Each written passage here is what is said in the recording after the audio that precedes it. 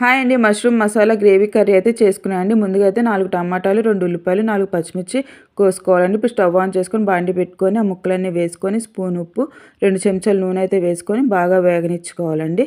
ఇలా వేగిపోయి చల్లారిపోయాక మిక్సీ జార్లో వేసుకొని ఒక స్పూన్ పసుపు, ఒక స్పూన్ కారం, ఒక స్పూన్ ధనియాల పొడి, ఒక స్పూన్ గరం మసాలా, 2 చెక్క, లవంగా ఇలా చేసుకొని కొంచెం సాజీర, బాదం పప్పు, కప్పు పెరుగైతే వేసుకొని మెత్తగా పేస్ట్ చేసుకోవాలండి.